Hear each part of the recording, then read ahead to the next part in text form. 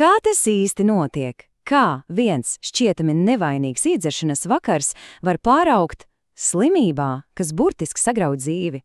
Šajā apskatā, balstoties uz ārsta Vasilija Šūrova klīnisko analīzi, mēs mēģināsim izsekot šim atkarības ceļam no paša sākuma līdz tām postošajām beigām.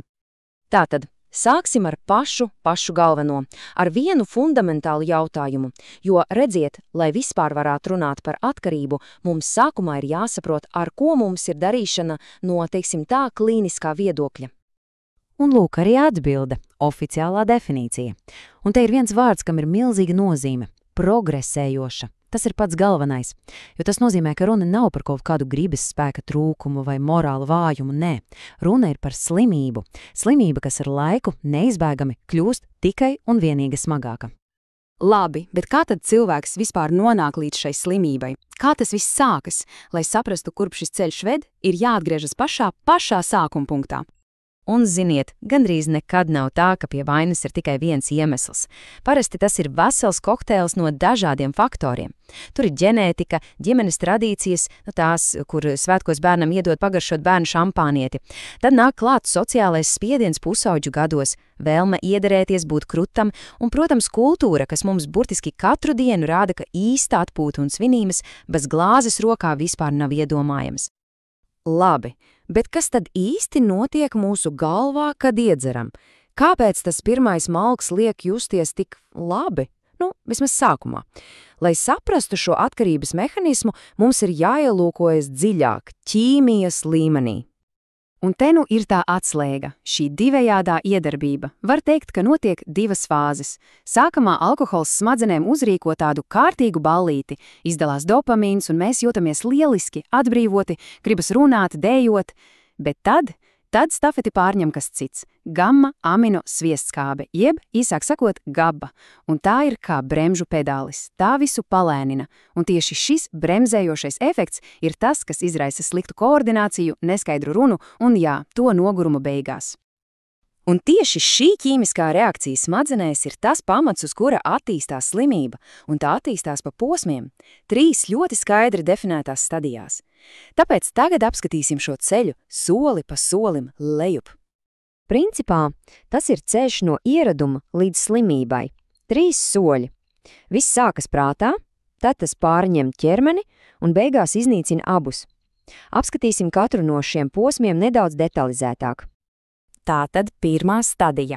Šajā posmā cilvēks no ārpuses vēl var izskatīties pilnīgi normāli, iet uz darbu, pilda savus pienākumus, bet galvā jau notiek pārmaiņas. Alkohols ieņem arvien lielāku vietu domās. Sakas tāda kā plānošana, kad būs nākamā reize, kur varēs iedzert, un paralēli tam ķermenis sāk pielāgoties. Lai dabūtu to pašu efektu, vajag arvien vairāk un vairāk.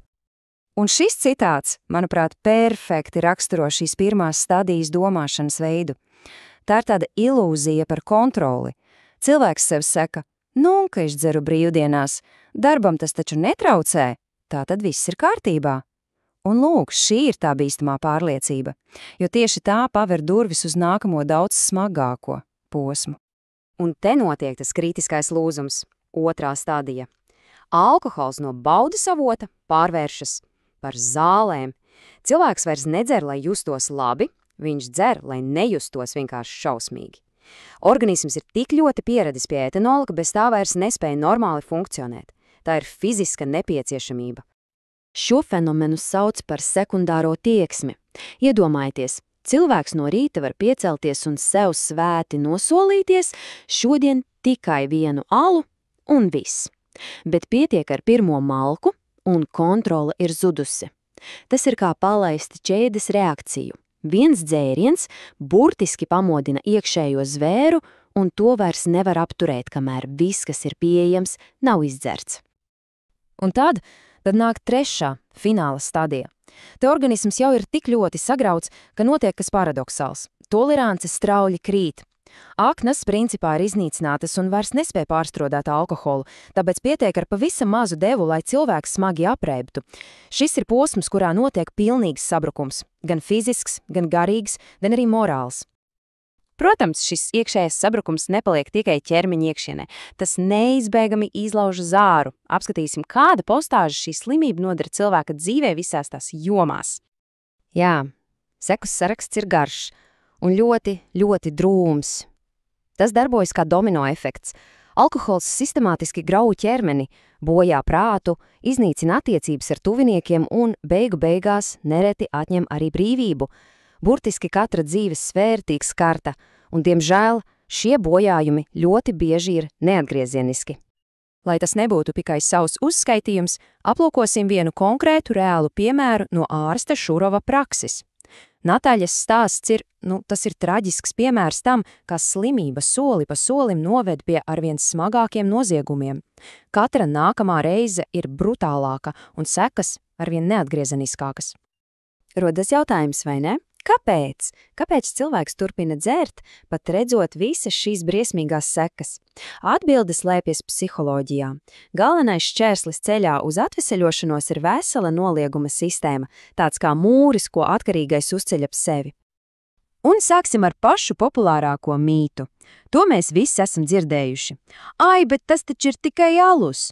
Daudz tiešām tic, ka alus ir tāds nekaitīgs, viegls dzēriens, kas nekādi nevar novest pie nopietnas atkarības. Bet paskatīsimies uz faktiem. Skaitļi nemelo. 1 puslitra alus pudele ir līdzvērtīga 60 ml degvīna. Pagaidiet, apstāsimies un padomāsim par to. 4 ali vakarā – tas ir tas pats, kas izdzert gandrīz puspudeli šņabļa. Un ar to mīts par alus vieglumu ir, manuprāt, apglabāts. Nākamais mīts. Klasika. Es dzeru tāpat kā visi pārējie, un es varu apstāties, kad vien gribu. Dzirdēts, vai ne? Atslēgas vārdi šeit ir kā visi un varu apstāties. Tā ir problēmas normalizēšana un ilūzijas radīšana par kontroli. Bet atcerēsimies, pati slimības definīcija ir kontroles zaudēšana. Un tad, protams, trešais lielais mīts. Vainas novelšana.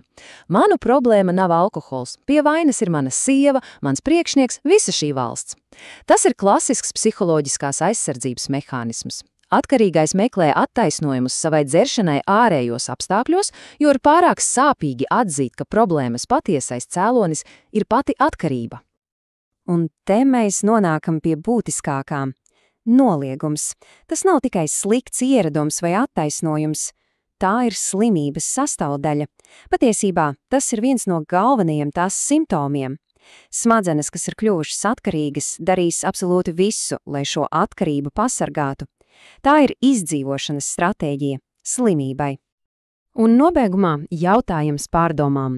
Mēs tikko izgājām cauri visam šim klīniskajam ceļam no pirmās glāzes līdz pilnīgam sabrukumam. Ārsts Šurovs alkoholu dēvē par vienu no lielākajiem postiem. Redzot šo visu ainu, vai viņa vērtējumam varētu piekrist?